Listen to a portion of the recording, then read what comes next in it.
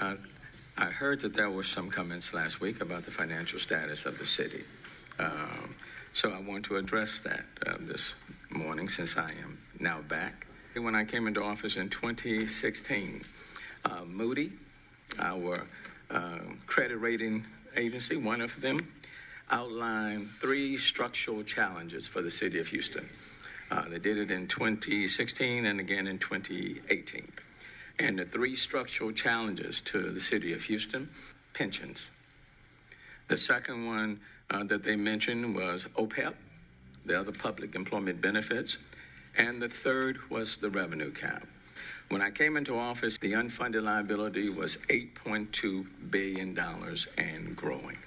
With the reforms that we have put in place, the unfunded liability today is $1.49, a decrease of $6.72 billion.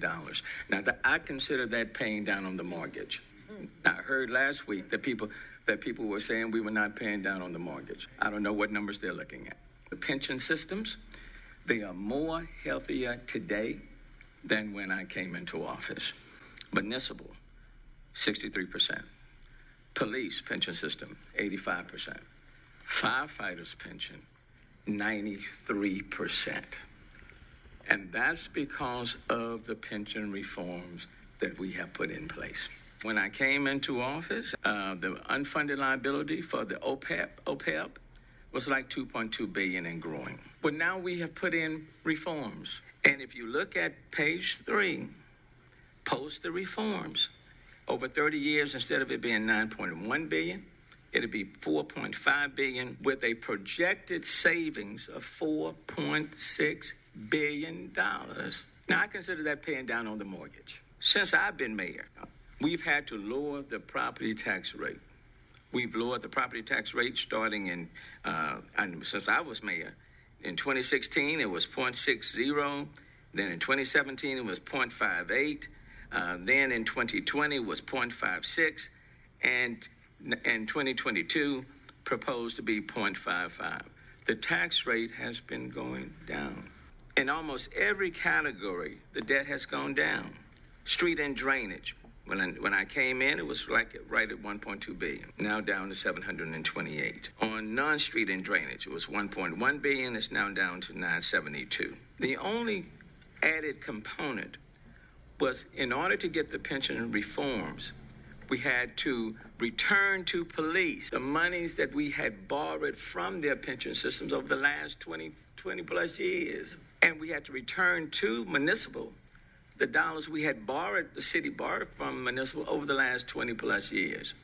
So that's the $1 billion, $1.5 billion pension obligation bonds that the voters approved by a 75% margin. Your biggest cost drivers happen to be the raises that we just approved. We, not me, we approved. Firefighters, okay? 18%. 6% per year. The cost of that firefighters' pay raise that we approved on June the 30th of 2021, $182 million. With respect to municipal, it is a 9% pay raise, 333 over 3 years, $77 million. And then the last one happened to be police, which we voted on March 23rd, 2022. We all voted for it. The cost is $125 million. Personnel accounts for 63% of our overall budget, 63%. Classified police and fire account for 75% of that 63%, 75%. So you start reducing substantially your personnel, you're going to start having to do some layoffs of your police and fire. So with regards to the structural imbalances, as a council, not me, but we have addressed 2 of the 3. And we are paying down on the mortgage. And the next mayor who comes in will have to do what I did when I came in. You balance the budget.